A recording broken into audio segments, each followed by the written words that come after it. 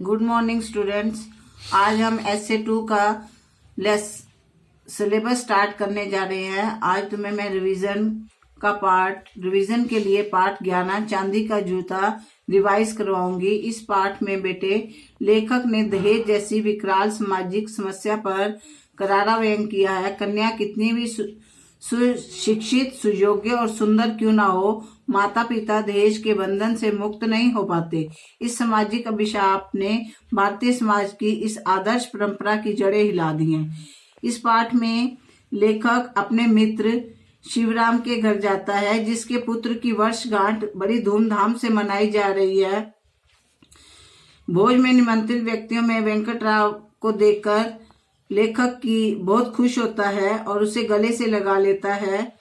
Party चल रही होती है। लेखक का मित्र लेखक को अलग ले जाता है और सारी अपनी बहू की खूबियां वगैरह बताता है, लेकिन ऐसी बातें सुनकर लेखक की मित्र की पत्नी को बड़ा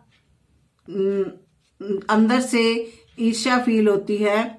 तो लेखक अब अपनी बहू की सारी खूबियां बताता है कि वह बहुत पढ़ी लिखी है और काम के साथ साथ, नौकरी के साथ साथ घर का काम भी करती है। तो लेखक उससे कहता है कि तुम इतना काम करती है, पढ़ती है, एक नौकर क्यों नहीं रख लेते।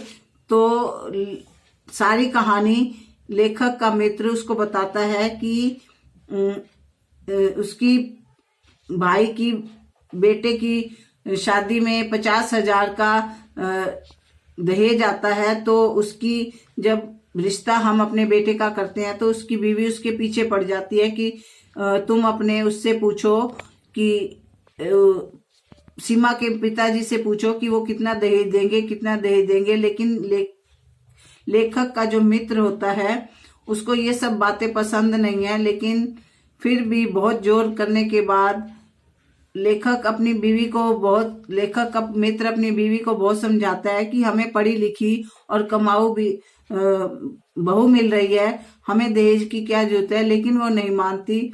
तंग आकर लेखक का मित्र अपने समधी से पूछता है कि हमारे बेटे के रिश्ते के लिए 2-2 लाख दे रहे थे, लेकिन तुम कितना दोगे।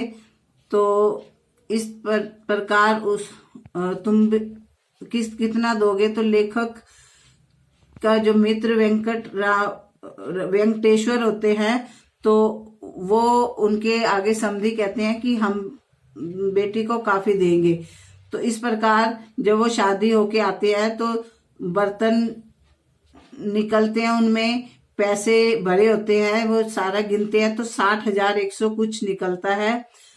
तो साथ में एक चांदी का जूता भी निकलता है।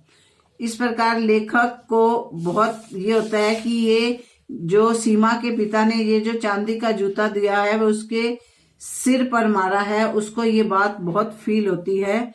इस प्रकार ये हमें पाठ से हमें ये शिक्षा मिलती है कि हमें कभी भी दहेज और जैसी विकराल सामाजिक समस्याओं से छुटकारा पाना चाहिए और हमें दहेज की ओर ध्यान ना देकर हमें सुयोग्य कन्या और सुशिक्षित कन्या का सम्मान करना चाहिए। अब बेटा मैं आपको कुछ इसके क्वेश्चन आंसर डिस्कस करती हैं।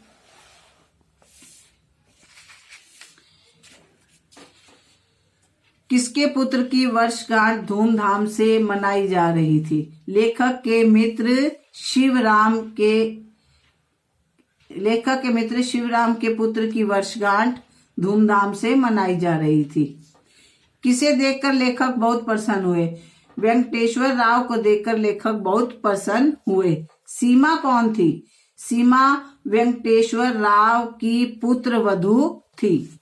बैठक की सजावट देखकर लेखक को कैसा लगा? बैठक की सजावट देखकर लेखक को ऐसा लगा मानो फिल्मी शूटिंग करने के लिए अभी अभी तैयार किया हो। स्वर्ण पदक किसे मिला था? स्वर्ण पदक सीमा को मिला था। लेखक को नाश्ते का न्योता किसने दिया था? लेखक को नाश्ते का न्योता उसके मित्र वेंकटेश्वर राव ने दिया था। मित्र ने लेखक के हाथों में कौन सा अखबार थमाया?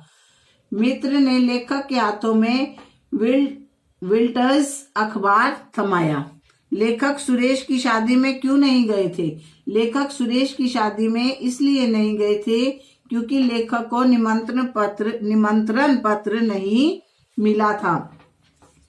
रसोइया रखने का प्रस्ताव किसने रखा? रसोइया रखने का प्रस्ताव लेखक ने रखा। पति को बहू की तारीफ के पुल बांधते देख रमा क्यों तुनक गई थी? रमा कौन थी बेटा? रमा लेखक के मित्र की पत्नी थी। पति को बहू की तारीफ के पुल बांधते देख रमा तुनक कर बोली, हमारे मायके में नौकर चाकर गाड़ी वाड़ी सब कुछ थी, लेकिन मैं यहाँ क्या भोग रही हूँ। तो बेटा ये आपको ध्यान से लेसन समझना है और इसके क्वेश्चन आंसर जो मैंने करवा रखे हैं वो याद करने हैं। Thank you, have a nice day.